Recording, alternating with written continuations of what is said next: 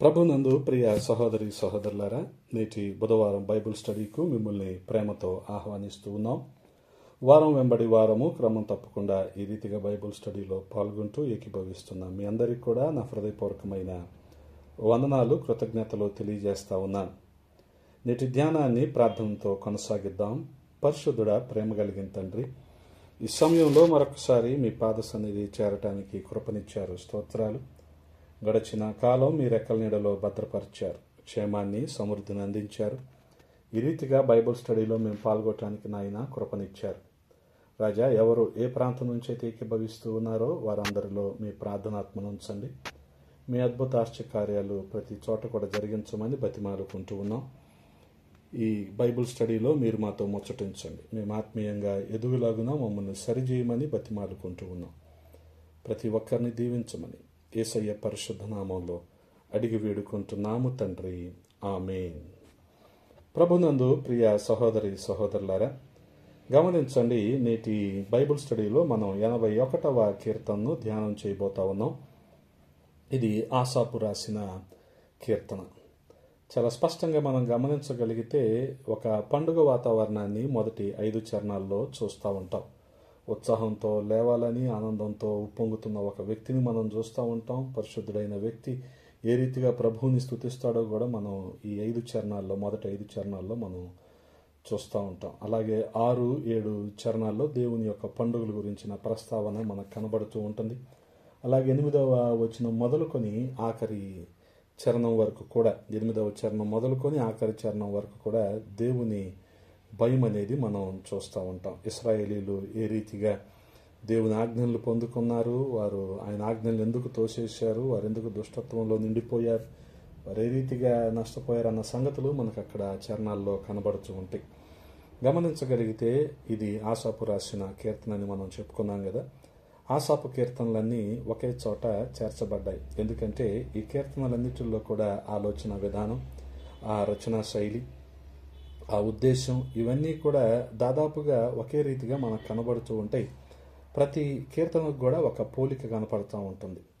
ఆసాపు కీర్తనల్లో ప్రవచనాత్మకమైన లక్షణాలు, పరిశుద్ధ స్థలాన్ని గూర్చిన ప్రస్తావన, వాటి గురించి పదే పదే మాట్లాడుతూ ఉండటం కూడా మనం చూస్తూ ఉంటాం.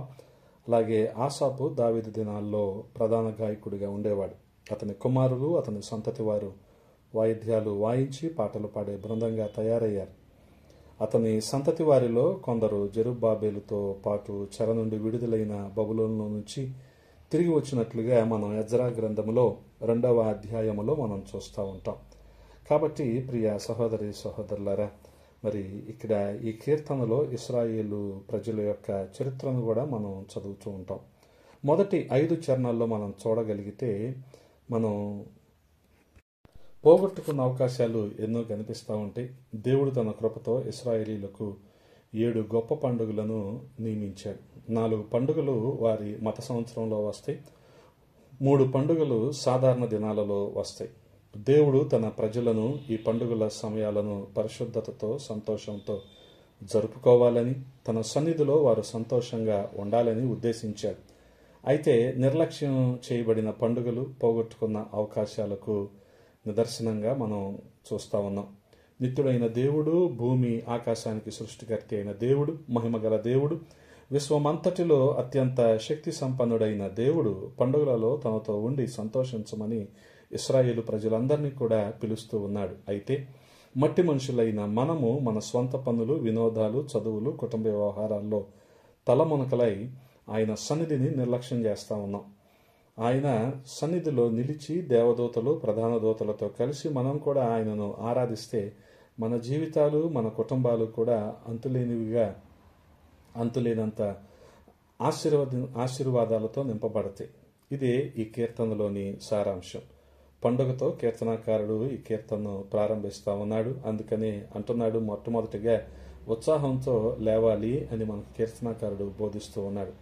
కీర్తనాకారుడు ఆత్మలో లోతు లేని వారి మీద ఫిర్యాదులు చేయటం లేదు కానీ, ఆత్మలో దిగజారిన వారిని పట్టించుకోవటం లేదు కానీ, అతని హృదయం ఉప్పొంగుతూ ఆనందంతో పొర్లిపారుతుంది. ఇతరులను విమర్శిస్తూ కూర్చుంటే మనం ఆత్మలో తగ్గిపోతాము, మన ఆనందం అణగారిపోతుంది అని గ్రహించి కీర్తనాకారుడు ఉత్సాహంతో లేచాడు. ప్రతి ఒక్కరిని కూడా లేచి ప్రభువుని స్తుతించమంటున్నాడు. ఆనందంతో ఉప్పొంగుతున్నాడు.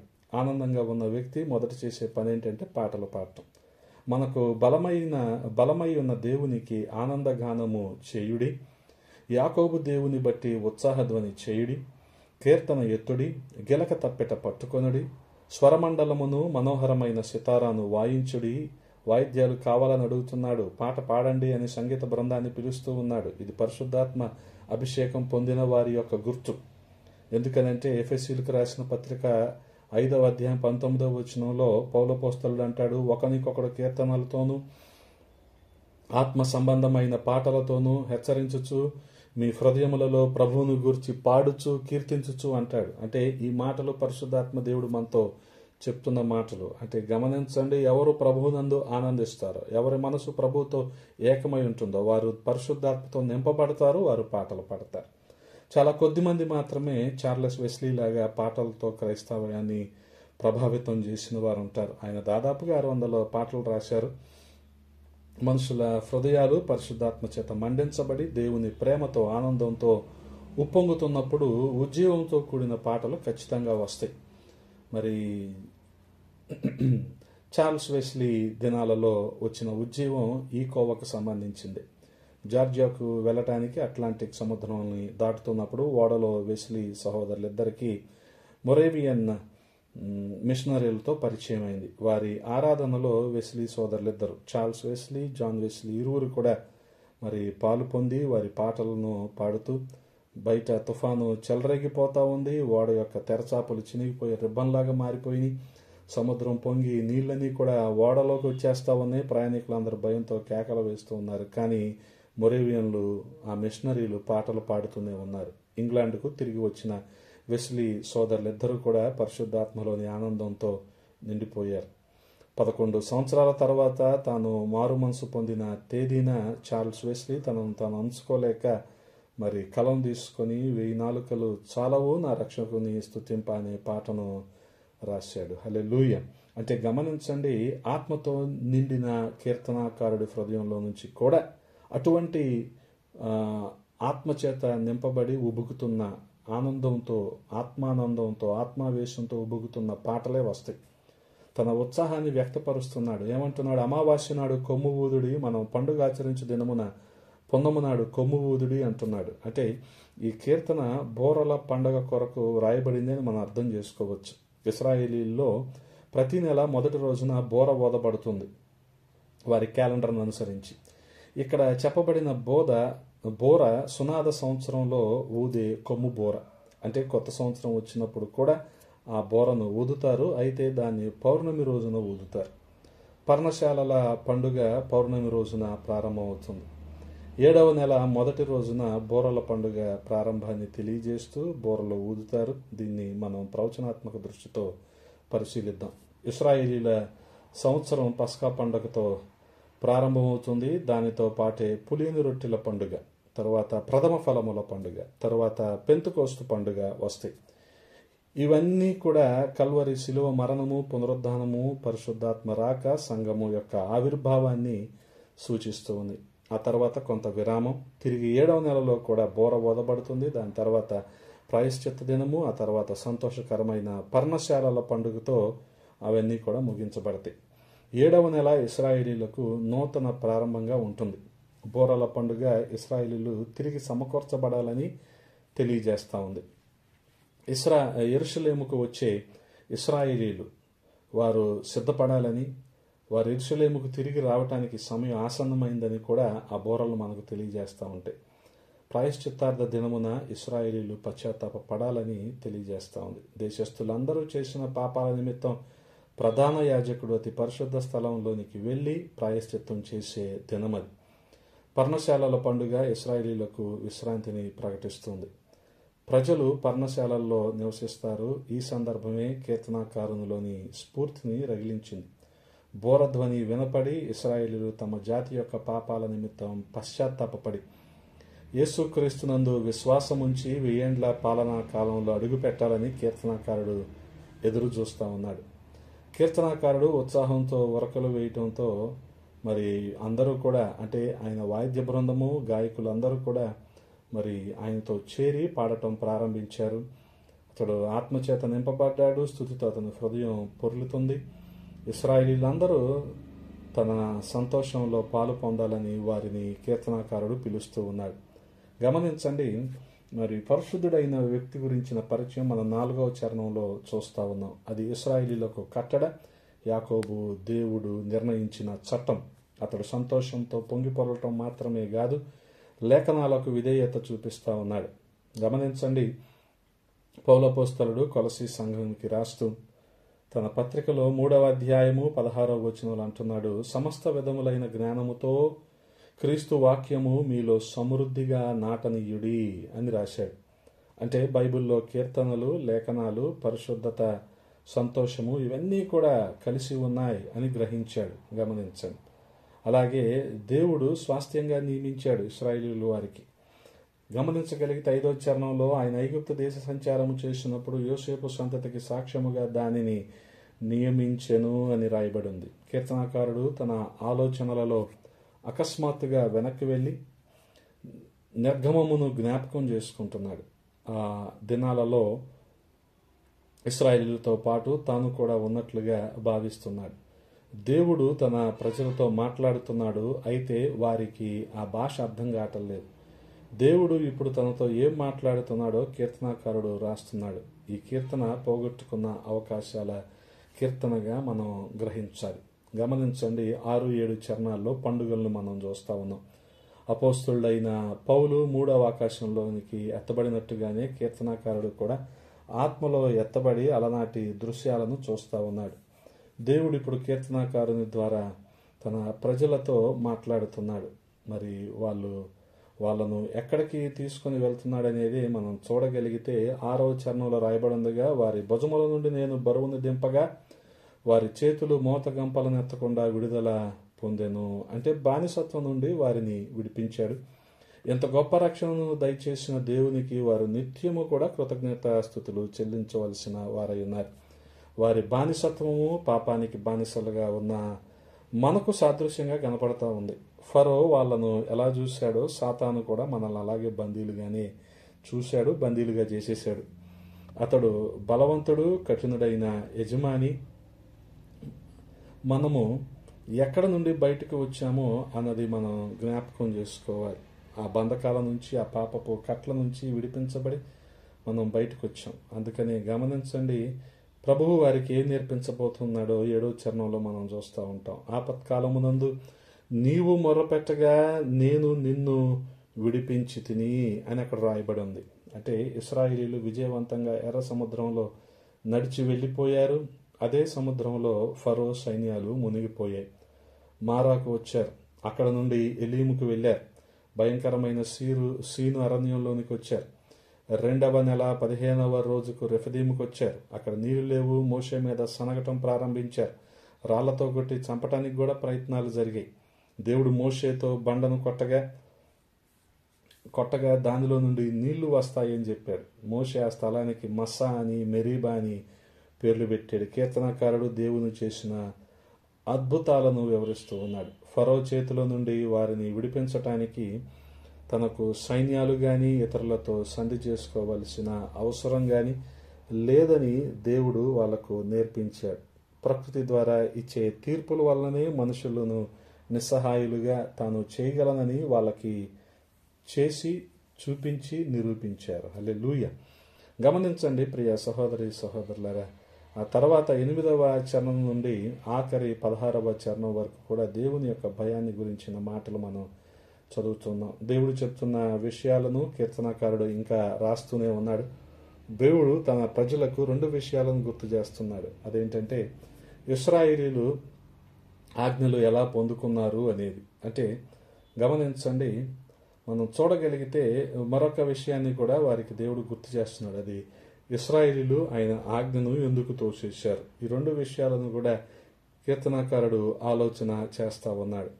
గమనించండి, దేవుడు పిలుస్తున్నాడు 8వ చరణంలో, నా ప్రజలారా ఆలకించుడి, నేను మీకు సంగతి తెలియజేతును. అయ్యో ఇశ్రాయేలు, నీవు నా మాట విని ఎడల ఎంత మేలు. తను మాట్లాడినప్పుడు ప్రజలు వినాలని దేవుడు కోరుకుంటున్నాడు. ఒక ముఖ్యమైన విషయం చెప్పబోతున్నప్పుడు ప్రజలు వినకుండా నిర్లక్ష్యంగా ఉంటే చాలా కోపం వస్తుంది కదా. బహుశా వాళ్ళు యవనస్తులై ఉండొచ్చు, తమ స్వంత పనుల్లో మునిగిపోయి కావాలనే నిర్లక్ష్యం చేస్తుండవచ్చు. అది వారి దురుసుతనమే. దేవుడు పంపిన వ్యక్తితో అలా ప్రవర్తిస్తేనే దురుసుతనం అయితే, మరి దేవునితోనే అలా ప్రవర్తిస్తే ఇంకేమనాలి దాన్ని? అది గర్వం. గమనించండి, దేవుడు మాట్లాడినప్పుడు మనం వినకపోతే దాని ఫలితాన్ని మనం అనుభవించి తీరాల్సిందే. అందుకని దేవుని యొక్క వాక్కును మనం 9వ చరణంలో చూస్తున్నాం. అన్యుల దేశములలో ఒకటియును నీలో ఉండకూడదు, అన్యుల దేవతలలో ఒకదానికి నీవు పూజ చేయకూడదు. నిజమైన సజీవుడైన దేవునిని మాత్రమే ఆరాధించటం అనేది దేవుని ప్రజల నిబంధనకు పునాది. తన ప్రజల చేత ఆరాధించబడటం ఆయన హక్కు. నేను తప్ప వేరొక దేవుడు నీకుండకూడదు అనే ఆజ్ఞలన్నిటిలో కూడా మొదటిది. మన హృదయాల్లో మొదటి స్థానం దేవుడు అడుగుతూ ఉన్నాడు. ఆయన ఎవరో ఎరిగిన మనము ఆయనకు మొదటి స్థానం ఇవ్వటం మన బాధ్యత. ఆయన స్థానం మరెవరికిచ్చినా అది వెరితనమే. అది తెలిసి కూడా ఇశ్రాయేలీలు విగ్రహాలను పూజించారు. ఈ లోకంలో లక్షల కొలది దేవుళ్ళు దేవతలని పిలువబడేవారు ఉన్నారు. క్రైస్తవ సంఘంలో కూడా విగ్రహారాధన ఈ రోజున జరుగుతూ ఉంది. విగ్రహాలకు మొక్కేవారు. మరి అదే రీతిగా గమనించగలిగితే ఎంతటి విగ్రహారాధన అంటే, మరి విగ్రహారాధనకు కూడా 2-3 రకాలుగా మనం అర్థం చేసుకోవచ్చు. అంటే హైపర్ డ్యూలియా అంటే కొంచెం తక్కువ స్థాయి ఆరాధన, అంటే అవతార మానవ మాతృలను కన్యమరియను మనుష్య కుమారుడైన యేసుక్రీస్తు ప్రభు వారిని ఈ స్థాయిలో పూజిస్తారు. అలాగే డ్యూలియా అంటే అతి తక్కువ స్థాయి ఆరాధన. ఈ స్థాయిలో దేవదూతలను పరిశుద్ధులను ఆరాధిస్తారు. ఈ డ్యూలియా హైపర్ డ్యూలియా స్థాయిలలో కొవ్వొత్తులను వెలిగించి విగ్రహాల ముందు వంగి నమస్కరించేవారు లేరా. అందుకనే మోషేకి ఇవ్వబడిన ఆజ్ఞల్లో 2 ఆజ్ఞ ఏంటంటే విగ్రహారాధన చేయకూడదు, వాటికి సాగిలు పడకూడదు అని. దేవుడు తనను మాత్రమే ఆరాధించాలని కోరుతున్నాడు. ఆత్మకు దేవునికి మధ్యలో ఏది వచ్చినా ఆయన సహించడు. అయితే క్రైస్తవులకు బయట కనిపించని విగ్రహాలు ఉంటాయనుకోండి, అది వేరే విషయం. దేవుడు మనలను తన కొరకు ప్రత్యేకంగా జీవించాలని మనల్ని పిలుచుకున్నాడు. అదే రీతిగా దేవుని యొక్క కరుణను 10వ చరణంలో మనం చూస్తూ ఉన్నాం. ఐగుప్తీల దేశములో నుండి నిన్ను రప్పించిన నీ దేవుడునగు యెహోవాను నేనే. నీ నోరు బాగుగా తెరువుము, నేను దాన్ని నింపెదను. మన దేవుడు రక్షిస్తాడు, తృప్తిపరుస్తాడు. మన ప్రతి అవసరత ఆయనకు తెలుసు. ఆయన తగిన ఏర్పాట్లు చేస్తాడు. ఆయన తన వాగ్దానాన్ని ఇశ్రాయేలీయులకు గుర్తు చేస్తున్నాడు. నీ నోరు బాగుగా తెరుము, దాన్ని నేను నింపుతాను అంటున్నాడు. ఇంతకంటే సంతృప్తికరమైన మాట మనకి ఇంకేం కావాలి? అదే రీతిగా 11వ చరణం నుంచి మనం చూడగలిగితే ఇశ్రాయేలీలు దేవుని యొక్క ఆజ్ఞలను తోసేసిన సందర్భాన్ని మనం చూస్తూ ఉంటాం. వారు దుష్టత్వంతో నిండిపోయినట్లుగా 11, 12 చరణాల్లో మనం చూస్తూ ఉన్నాం. గమనించండి, వారు దేవుని మాట వినలేదు కాబట్టి వారి మీదకి తీర్పు వచ్చింది. అయినా సరే నా ప్రజలు నా మాట ఆలకింపకపోయిరి, ఇశ్రాయేలీలు నా మాట వినకపోయిరి. కాబట్టి వారు తమ స్వకీయ ఆలోచనలను బట్టి నడుచుకున్నట్లు వారి హృదయ కాఠిన్యమునకు నేను వారిని అప్పగించి తిని అని రాయబడింది. అంటే ఆయన కృపకు లోబడని వారి పట్ల దేవుడు అనుసరించే పద్ధతి ఇదే. అంటే వారి క్రియలను బట్టి వారికి ఫలాన్ని దేవుడు ఇస్తాడు. ఆ ఫలితాన్ని అనుభవించడానికి ఆయన వారిని ఆ రీతిగా విడిచిపెట్టేస్తాడు. 13 నుంచి 16వ చరణంలో మనం చూడగలిగితే ఇశ్రాయేలీలు ఇంకా నష్టపోతూనే ఉన్నారు. 3 విధాలుగా వారు తప్పిపోయారు. ఎందుకంటే వారు దేవుని కంటే దురాశను ఎక్కువగా కోరుకున్నారు. మొదటిగా వారు నైతికంగా పడిపోయారు. అయ్యో, నా ప్రజలు నా మాట విని ఎడల, ఇశ్రాయేలు నా మార్గములు అనుసరించిన ఎడల ఎంత మేలు కదా. దేవుని మార్గాలు నీతి, న్యాయము, సత్యం. వాటిని విడిచిపెట్టి అవినీతి, అన్యాయము, అబద్ధం అనే మార్గాల్లో వారు నడిచారు. అవినీతి హృదయాన్ని ఏలుబడి చేస్తుంది. త్వరలోనే అది వ్యక్తిని, దేశాన్ని కూడా నాశనం చేస్తుంది. ఇశ్రాయేలీలకు కూడా ఇలాగే జరిగింది. ఇది ఇప్పుడు ప్రపంచ దేశాల్లో కూడా వ్యాపిస్తూ ఉంది. నేరాల సంఖ్య అధికమైపోతూ ఉంది. అందుకనే ప్రజలు విపరీతమైన పోకడలతో యథేచ్ఛగా వారి జీవితాన్ని కొనసాగిస్తూ ఉన్నారు. ఉన్నత స్థాయిలో అవినీతిలో పాల్పడుతూ మరి ప్రపంచమంతా కూడా మరి విషపూరితం చేసేస్తూ ఉన్నారు. ఆలోచనలు కూడా విషపూరితం చేసేస్తూ ఉన్నారు. అందుకనే గమనించండి, ప్రపంచ మానవాళి తిరిగి బైబిల్ వైపు మళ్ళితేనే కానీ వారికి రక్షణ లేదు. ఇశ్రాయేలీల సైన్యం పరంగా నష్టపోయారు. అందుకని ఇక్కడ రాయబడిన మాట ఏంటంటే, అప్పుడు నేను వేగరమే వారి శత్రువులను అనగదొరకుదును, వారి విరోధులను కొట్టుదును. ఇశ్రాయేలీలు దేవునికి నమ్మకంగా ఉంటే ఎంతటి విశ్వవిజేతలైనా, ప్రపంచంలో ఎంతటి బలమైన సామ్రాజ్యమైనా, సైన్యమైనా వారి సరిహద్దుల దగ్గరికి వచ్చేవారు కానే కాదు. కానీ వారు దేవుణ్ణి విడిచిపెట్టి, వారు తమ శక్తివంతమైన రక్షకుని విడిచిపెట్టి అజేయంగా ఉండవలసిన ఇశ్రాయేలీలు చిన్న చిన్న రాజ్యాలతో కూడా యుద్ధం చేయవలసి వచ్చింది. పెద్ద పెద్ద నష్టాలనే వారు తెచ్చుకోవలసి వచ్చింది. శత్రువులు ఇశ్రాయేలును బంతిని తన్నినట్లుగా తమ ఇష్టం వచ్చినట్టు తన్నారు. ఇక్కడ మనం నేర్చుకోవలసిన పాఠం కూడా ఒకటి ఉంది. మనం దేవుని వైపు తిరిగితే ఆయన మన శత్రువులను తగిన స్థానంలో ఉంచుతాడు. అందును బట్టి శత్రువులు యెహోవాకు, ఆయన ప్రజలైన ఇశ్రాయేలులకు భయపడి లోబడతారు. నిజదేవుని ఆరాధించుట అనే నియమాన్ని అతిక్రమించిన నైతికంగా, సైన్యంగా, ఆర్థికంగా అన్ని రకాలుగా వారు నష్టపోయారు. అతి శ్రేష్టమైన గోధుమలను అనుగ్రహించి నేను వారిని పోషించుదును, కొండ తేనెతో నిన్ను తృప్తిపరచుదును. అంటే గమనించండి, దేవుని ఆశీర్వాదాలు పొంది ఐశ్వర్యవంతులుగా ఉండవలసిన ఇశ్రాయేలీలు తమ వస్తు సంపదలు పోగొట్టుకొని దివాలా తీసినట్లుగా అయిపోయారు. అందుకని ఈ కీర్తనకు పోగొట్టుకున్న అవకాశము అని పేరు పెట్టడంలో ఏ సందేహం కూడా, ఏ ఆశ్చర్యం కూడా లేదు. దేవుడు తన ప్రజలను శ్రేష్టమైన వాటితో, క్రొవ్విన వాటితో పోషించాలనుకుంటున్నాడు. అయితే వారు ఆయనను విడిచిపెట్టి సమస్తాన్ని పోగొట్టుకున్నారు. ఇది మనకు కూడా పాఠమే. అందుకని ఆయన రాజ్యాన్ని, ఆయన నీతిని మొదట మనం వెతకాల్సిన వారమై ఉన్నాం. ఆ రీతిగా వెతికితే దాని వెనువెంటనే మిగిలిన ఆశీర్వాదాలన్నీ కూడా వస్తాయి. అటువంటి కృప దేవాది దేవుడు మనందరికీ దయచేయునుగాక. ఆమేన్.